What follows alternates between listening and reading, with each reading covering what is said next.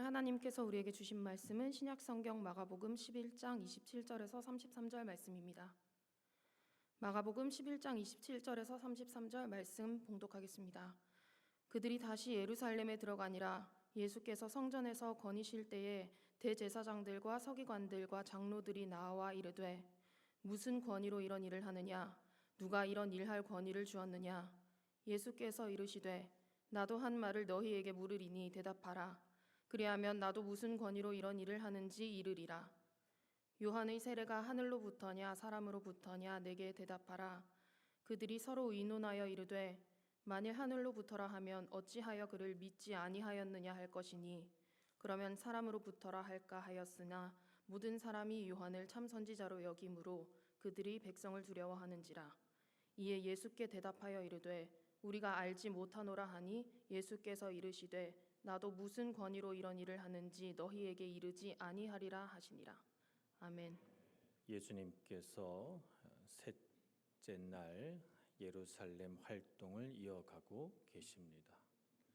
셋째 날 아침 뿌리부터 마른 무화과 나무 옆을 지나시면서 기도에 대하여 가르치셨죠. 이제 예수님께서 그 발걸음을 성전으로 옮기셔서 성전에서 이제 말씀을 가르치기도 하시고 사람들과 만나 대화도 하시는 그런 때가 되었습니다. 바로 이때 대제사장과 서기관들, 장로들이 예수께 나와서 질문을 던집니다. 자, 이 대제사장과 서기관들, 장로들은 누구인가? 이 사람들은 당시 이스라엘의 가장 높은 최고 의결 기관이라고 할 수 있는 산헤드린의 공회에 속한 사람들입니다. 산헤드린 공회는 70명의 장로와 회장 역할을 하는 한 명의 대제사장으로 구성되어 있습니다. 전부 71명이죠. 그래서 이 산헤드린 공회에 속한 사람들 중에 대표자들이 예수님께 찾아와서 예수님과 이제 논쟁을 벌이기 시작하는 겁니다. 오늘 11장 마지막 부분부터 시작해서 12장에 이르기까지 쭉 여러 가지 논쟁이 그들과 논쟁하는 장면들이 등장하게 됩니다. 오늘 첫 번째 질문, 첫 번째 논쟁은 뭐냐면 무슨 권위로 이런 일들을 했느냐는 것이죠.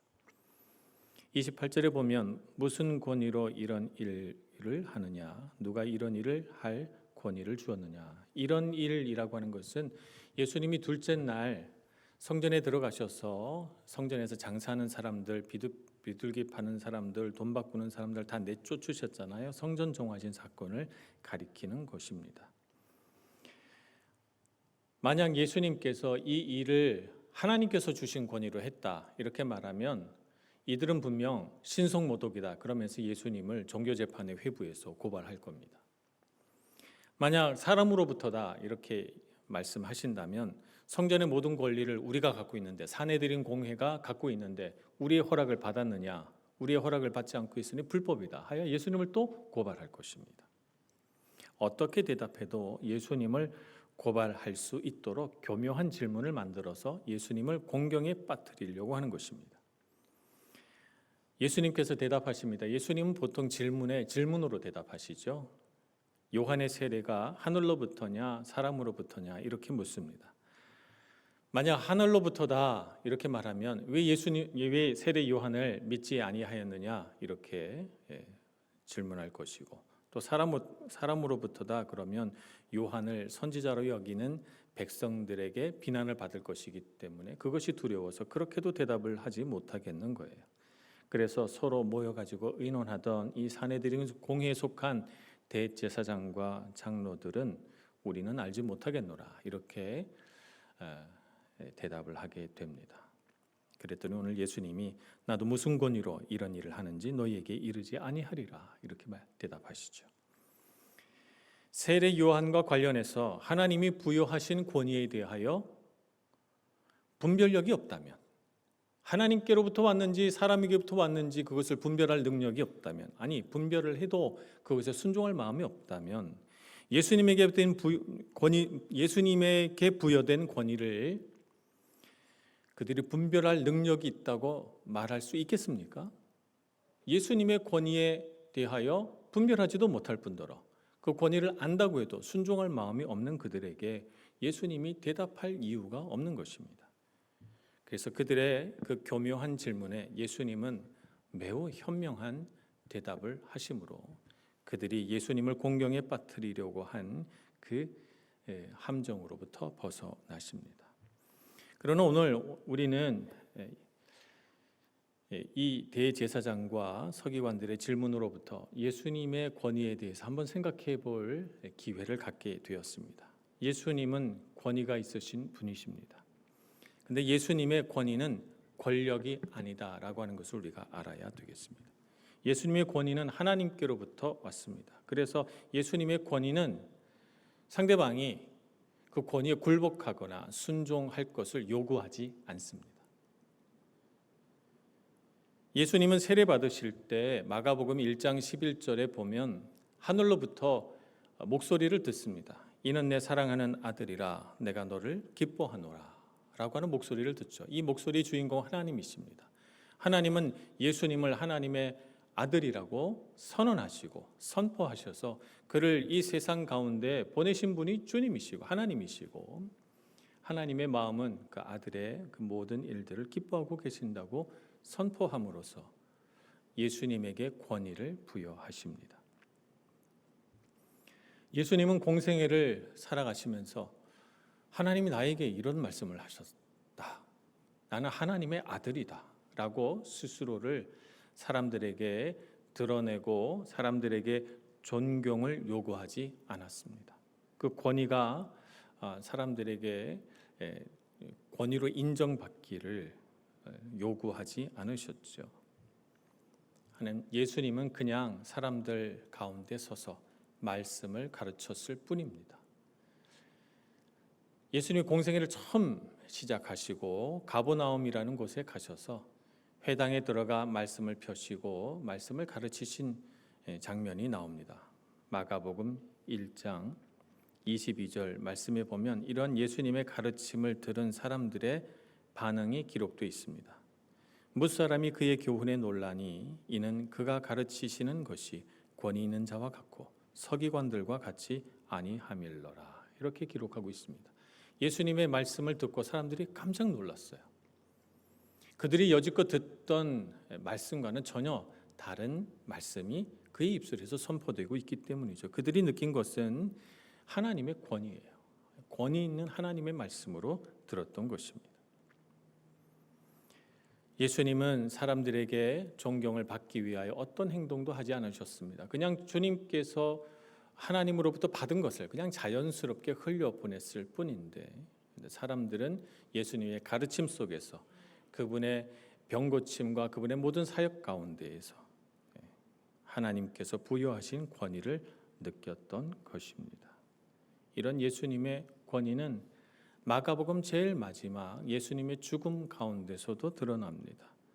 마가복음 15장 39절에 보면 예수님께서 십자가에서 돌아가시는 광경을 처음부터 끝까지 다 목격한 로마 백부장이 고백하기를 이렇게 고백합니다. 이 사람은 진실로 하나님의 아들이었도다 라고 하는 고백을 하게 됩니다. 그래서 마가복음 1장에서부터 15장 예수님의 죽음에 이르기까지 예수님은 하나님의 아들로서의 권위를 가진 모습으로 드러나고 있는 것입니다. 반면에 대제사장과 종교 지도자들은 그들의 권위를 사람들이 인정하지 않으면 불이익을 주는 방법으로 사람들이 그들의 권위에 굴복하게 만들었습니다.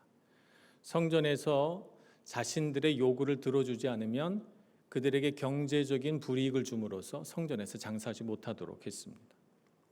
산헤드린 공회를 열어서 그곳에서 재판을 해서 그 재판 결과에 따라서 불이익을 줌으로써 사람들이 그 재판 결과에 두려움을 갖게 되고 억지로 순종할 수밖에 없는 것이죠. 사회적인 종교적인 힘을 그들이 갖고 있는 것이죠. 그러므로 대제사장과 그들은 권위를 가진 것이 아니라 권력을 갖고 있는 것이죠. 예수님은 권위를 갖고 계시지만 그들은 권력을 갖고 있는 것입니다. 권위는 없이 권력만 갖고 있으면 다툼과 싸움이 일어납니다. 왜 그런가 하면 권력이라고 하는 것은 파워잖아요. 파워. 누가 더 세냐라고 하는 거예요. 누가 더 세냐? 내가 더 세다. 이렇게 되면 누가 더 센지 겨루어 봐야 되지 않습니까? 그래서 필연적으로 권력은 싸움이 생겨납니다. 싸움이 생겨나고 싸움은 폭력적입니다. 권력 다툼이 일어나면 반드시 폭력적인 일들이 일어나고 폭력적인 것으로 변질되고 마는 것입니다. 하나님으로부터 부여된 권위는 없는 채 권력만 갖고 있는 대제사장과 당시 종교 지도자들은 진정한 권위에 대한 인식도 없을 뿐더러 진정한 권위가 있더라도 그 권위에 순종할 마음이 없습니다. 그들에게 중요한 것은 자신들이 소유하고 있는 종교 권력인 것이죠. 그래서 성전 정화 사건을 지켜보면서 그들은 분개합니다. 자신들의 권력에 대하여 예수라고 하는 이름도 없고 권위도 없는 젊은이가 정면 도전하고 있기 때문입니다. 그래서 성전 정화 사건을 지켜본 그들이 결정한 것은 무엇입니까? 마가복음 11장 18절 말씀에 보면 성전 정화 사건을 끝난 후에 이렇게 기록하고 있습니다. 대제사장들과 서기관들이 듣고 예수를 어떻게 죽일까 하고 꾀하니 이는 무리가 다 그의 교훈을 놀랍게 여김으로 그를 두려워하밀러라. 그들은 힘을 갖고 있습니다. 그 힘은 권위 있는 힘이 아니라 사람으로부터 나온 권력입니다. 그래서 그들은 그 권력을 따라서 예수님을 도전자로 인식하고 그들의 권력에 도전하는 예수를 죽여야 되겠다라고 생각한 것입니다. 사람이 갖고 있는 권력과 예수님이 소유하고 계신 권위는 이렇게 다릅니다. 예수님의 권위는 인격적인 권위이시고 그 권위를 사용해서 예수님은 우리를 하나님의 말씀으로 초대하시고 예수님 그 권위로 우리를 하나님의 말씀을 듣도록 은혜의 자리로 우리를 데려오는 것입니다. 그렇기 때문에 우리는 예수님의 권위를 바라보면서 세상 권력과 혼동하지 말아야 되겠습니다. 우리 사람을 인격적으로 대하시고 겸손하시며 낮아지신 예수님의 모습 속에서 참으로 권위 있으신 하나님의 모습을 보고 그분께 기꺼이 순종할 줄 아는 마음을 가져야 되겠습니다. 두 번째 우리가 생각해 볼 것은 예수님의 권위는 하나님의 말씀에 순종하는 것으로부터 그 권위가 흘러나온다는 것입니다. 하나님의 권위는 하나님의 말씀에 순종하는 자에게 주어집니다. 그런데 예수님은 그런 하나님의 말씀에 충실하게 순종하시는 분이셨죠. 어느 정도까지 예수님은 순종하셨을까요? 요한복음 12장 49절 말씀을 보겠습니다. 49절 50절 말씀입니다. 내가 내 자의로 말한 것이 아니요 나를 보내신 아버지께서 내가 말할 것과 이룰 것을 친히 명령하여 주셨으니 나는 그의 명령이 영생인 줄 아노라. 그러므로 내가 이르는 것은 내 아버지께서 내게 말씀하신 그대로니라 하시니라. 예수님은 하나님께서 말씀하신 그대로 전하는 분이십니다. 자의로 예수님 마음대로 어느 것 하나 말씀하지 않으셨어요. 예수님은 하나님의 말씀에 순종하시는 분이시죠. 그래서 예수님께서 얼마나 즐겁게 하나님의 말씀에 순종하셨는가 하면 요한복음 4장 34절에 예수님은 하나님께 순종하는 것이 나의 양식이라고 말씀하십니다. 나의 양식은 나를 보내신 이의 뜻을 행하며 그의 일을 온전히 이루는 이것이니라 그렇게 말씀하십니다. 그래서 예수님이 가장 행복하고 배부른 때가 언제인가 하면 하나님의 말씀에 순종하는 일을 했을 때입니다. 그럴 때 예수님의 영은 만족하고 예수님의 영은 기쁘고 예수님의 영은 배부른 것이죠. 예수님의 양식은 하나님의 말씀에 순종하시는 것이니까요. 이렇게 해서 예수님은 자신의 삶 속에서 하나님을 드러내십니다. 예수님이 가르치시는 모든 말씀 속에 하나님의 마음을 드러내시고 그가 하는 모든 행동, 그의 모든 삶 속에서 하나님은 하나님으로 드러나십니다. 심지어는 예수님의 죽음을 통해서도 하나님을 드러내십니다. 하나님의 선하심과 그분의 사랑과 그분의 거룩한 뜻이 무엇인지 예수님은 자신의 일생을 다 사용하셔서 자신의 모든 것을 사용하셔서 드러내셨던 것입니다. 바로 이런 부분이 예수님의 권위가 하늘로부터 왔다는 것, 하나님으로부터 왔다는 증거입니다. 그래서 예수님의 권위는 순종하시기 때문에 곧 하나님의 권위다 이렇게 말할 수가 있습니다. 하나님께서 부여하신 권위고 하나님께서 순종하는 예수님에게 충만하게 부어주신 권위이기 때문에 그래서 예수님은 세상 권위, 세상 권력을 두려워하지 않습니다. 세상 권력 앞에서 무서워 벌벌 떨고 그러지 않습니다. 당시 사내들인 공회가 얼마나 높은 기관인지 예수님 잘 알고 계시면서 그들 앞에서 예수님이 이처럼 당당하신 것입니다. 그러나 대제사장 무리는 권위가 중요한 것이 아니라 권력이 중요합니다. 그들은 사람들이 그들 앞에서 굽실거리고 두려워하고 그들을 섬겨주기를 바랍니다. 권력을 통해서 자신의 존재를 확인하고자 합니다. 내가 얼마나 대단한 사람인지 권력을 통해서 확인하고 내가 얼마나 높은 사람인지 내가 어떤 힘을 가지고 있는지 사람들이 알아주기를 바랍니다. 이것이 그들이 갖고 있는 권위, 그들이 생각하는 권위인 것입니다. 그것은 권위라기보다는 권력인 것입니다. 그러나 이것은 그들이 가지고 있는 권력은 하나님으로부터 온 것이 아니고 자기 마음에서 나온 것이기 때문에 사람에게서 나온 것이기 때문에 결국 그들은 사람을 두려워합니다. 그래서 오늘 그들이 예수님께 대답을 제대로 하지 못한 까닭도 사람을 두려워했기 때문입니다. 예수님은 하늘로부터 부여된 권위, 곧 하나님께 순종함으로써 그의 모든 말씀을 이루어 죽기까지 충성하심으로써 하나님의 권위를 덧입으신 분이기 때문에 세상의 모든 권력, 세상의 모든 권위를 초월하셔서 그들을 이기시고 그들 앞에서 승리하신 왕으로 나타나십니다. 골로새서 2장 14절은 이렇게 찬양합니다. 2장 14절 15절입니다.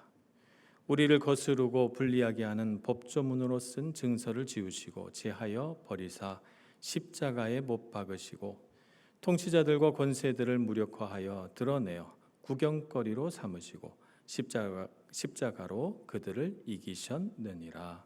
아멘. 그렇습니다. 예수님께서는 하나님께 순종함으로 세상의 모든 권력과 힘을 이기신 분이십니다.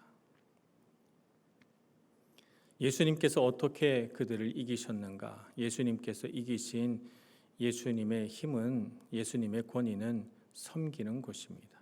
예수님은 섬기기 위하여 이 땅에 오셨다라고 말씀하셨습니다. 마가복음 10장 45절에 예수님은 순환 예고를 하시면서 제자들에게 귀한 가르침을 주십니다. 마가복음 10장 45절 말씀입니다. 인자가 온 것은 섬김을 받으려 함이 아니라 도리어 섬기려 하고 자기 목숨을 많은 사람의 대속물로 주려 함이니라. 그렇습니다. 예수님께서 이 땅에 오신 목적은 섬기는 것입니다. 대제사장과 종교 지도자들이 바라는 것처럼 섬김을 받는 것이 아닙니다. 섬기는 것이죠. 그래서 예수님께서 이 땅에 사시면서 많은 은혜를 그를 믿고 따르는 사람들에게 베푸셨고 병자를 고치시고 귀신을 쫓아내시고 오병이의 기적을 일으키셔서 배고픈 자들을 먹이시고 위로하셨고 영적으로 방황하는 많은 사람들을 하나님의 말씀으로 가르치셔서 길 잃은 자녀들을 하나님 앞에 돌아오게 하셨습니다. 그러나 그의 최후의 섬김, 최고의 섬김은 무엇인가 하면 그의 생명을 우리의 대속제물로 내주신 그의 십자가 죽음이신 것입니다. 그래서 예수님은 권위 있으신 분이시지만 그 권위로 대접을 받으려고 하신 것이 아니라 오히려 그 권위로 우리를 섬기시고 우리를 위하여 자기를 희생하셨습니다. 그래서 예수님은 권위가 있으십니다. 빌립보서 2장 9절에서 11절 말씀에 보면 예수님을 이로 인하여 모든 이름 위에 뛰어난 이름을 주시고 모든 무릎이 예수의 이름에 무릎 꿇고 모든 입으로 예수를 주라 시인하게 하셨습니다. 예수님의 권위는 바로 섬김에서 나오는 것입니다. 그러나 대제사장과 그 무리들의 권력의 목적은 사람들이 자기를 섬겨주는 것입니다. 섬김을 받는 것이 그들의 목적입니다. 그래서 그들은 자기의 권력으로 자기만을 위할 뿐입니다. 그러나 예수님의 권위는 세상에 생명을 주는 것이 목적이고 예수님 자신을 위한 것이 아닙니다. 우리가 예수님이 하나님께 순종하여 결국 우리에게 어떤 것을 주었는가 하는 것을 알아야 되겠습니다. 하나님의 말씀에 순종하고 하나님의 말씀을 따라 삶으로 하나님께서 부여하신 권위를 얻고 그 권위를 따라서 우리를 섬기고 우리를 위하여 죽기까지 충성하셨으므로 주님의 권위는 정말 권위 있게 되었습니다. 이제 우리에게 주어진 권위는 어떤 것일까 생각해 보려고 합니다.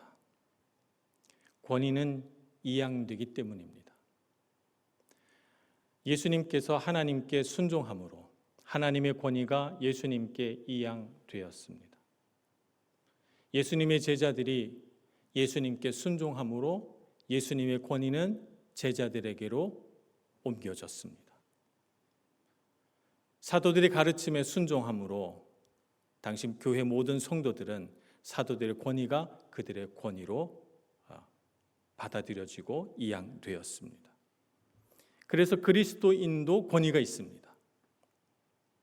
그리스도인의 권위는 세상 권력과는 다릅니다. 세상 권력은 사람들 앞에 서서 호령하고 사람들에게 대접받는 것을 목적으로 하지만 우리 그리스도인의 권위는 무엇입니까? 하나님의 말씀에 충성되어 그 말씀대로 살고 하나님의 말씀을 따라 섬기는 자가 되는 것이 그리스도인의 권위입니다. 예수님께서 그러셨듯이 말입니다. 그래서 우리 그리스도인들은 권위로 어떤 일들을 하는가? 우리 삶 속에서 하나님을 인정하고 하나님을 높이고 예수 그리스도의 말씀대로 살아가는 것입니다. 그렇게 살 때 우리는 참으로 권위 있어지며 우리의 삶은 참으로 생명이 있어지며 우리의 삶은 참으로 기쁠 것입니다. 고린도전서 3장 6절 7절 말씀을 보면 교회 안에 그리스도의 권위가 아니라 세상 권력을 가져오려고 했던 무리들을 물리치면서 사도 바울이 이렇게 가르칩니다. 고린도전서 3장 6절 7절입니다. 나는 심었고 아볼로는 물을 주었으되 오직 하나님께서 자라나게 하셨나니 그런즉 심는 이나 물 주는 이는 아무것도 아니로되 오직 자라게 하시는 이는 하나님뿐이니라. 여기서 우리가 주목해 보아야 할 것은 아무것도 아니로되입니다. 심는 자나 물 주는 이는 아무것도 아니로되. 하나님 말씀에 순종하고 그분의 말씀을 따라서 섬기는 자가 되는 것은 우리에게 부여한 너무나도 자연스럽고 능력 있는 권위이기 때문에 그것을 가지고 세상 권력 마냥 주장하게 되면 권위가 아니라 권력이 되어버리고 부패하게 되고 권력 투쟁하게 되고 싸우게 된다는 것입니다. 그러므로 우리는 그리스도인의 권위를 가지고 어떻게 됩니까? 우리가 심기도 하고 물도 주고 섬기고 다른 사람 앞에서 본이 되려고 애쓰지만 그러나 나는 아무것도 아니로되 우리를 자라나게 하시는 이는 오직 하나님뿐이십니다. 하나님을 인정하고 하나님을 높이고 하나님께 영광 돌리는 것이 우리에게 주어진 최고의 권위인 줄로 믿습니다. 이러한 권위로 우리가 기쁨을 누리고 이런 권위로 우리가 생명을 얻고 이런 그리스도인의 권위로 세상에 생명을 주는 사람 되기를 소망합니다. 낮은 자리에서 섬김으로 하나님의 영광을 드러내고 그래서 세상에 잃어버린 하나님의 자녀들을 찾아오는 것, 이것이 우리가 권위를 가지고 살아갈 일입니다. 교회가 권위가 있습니까? 교회의 권위는 그리스도의 권위에 순종할 때 주어지는 권위입니다. 교회가 권력을 가지면 되지 않습니다. 교회가 권력을 가지면 우리가 가톨릭 역사에서 보듯이 교회가 권력을 가지면 부패합니다. 폭력적으로 변합니다. 종교 전쟁합니다. 교회의 권위는 어디에 있습니까? 예수 그리스도께 순종하는 것입니다. 교회의 권위는 세상에서 능력 있다고 호령하는 권위가 아닙니다. 하나님의 말씀에 순종하고 사람을 섬기는 권위가 교회의 권위입니다. 세상에 생명을 주는 저와 여러분, 우리 밀라노 한인교회가 되기를 간절히 소원합니다. 더불어서 오늘 헌신을 다짐하는 찬양대도 그렇게 그리스도인의 권위를 가지고 섬기는 자 되기를 소망합니다. 우리 섬기는 우리 성가대 대장님 되시고, 섬기는 우리 지휘자 되시고, 섬기는 우리 모든 찬양대원 되셔서 그리스도인의 권위, 우리 밀라노 한인교회 찬양대의 권위가 무엇인지를 분명히 드러내는 아름다운 찬양대 되기를 간절히 소원합니다. 기도하겠습니다. 자비로우신 하나님, 우리를 부르셔서 하나님의 자녀라는 감당치 못할 큰 이름을 주신 것 감사합니다. 우리에게 주어진 권위는 곧 예수 그리스도께서 우리에게 주신 권위이고, 주님께서 하나님의 말씀에 순종하셨듯이 우리도 그 권위로 하나님 앞에 순종하는 것이 마땅한 줄로 믿습니다. 우리에게 예수님의 마음을 주시고 주님처럼 낮은 곳에서 아름답게 섬김으로 하나님의 영광과 그 능력을 나타내는 저희들 모두가 다 되게 하여 주시옵소서. 예수님의 이름으로 기도합니다. 아멘.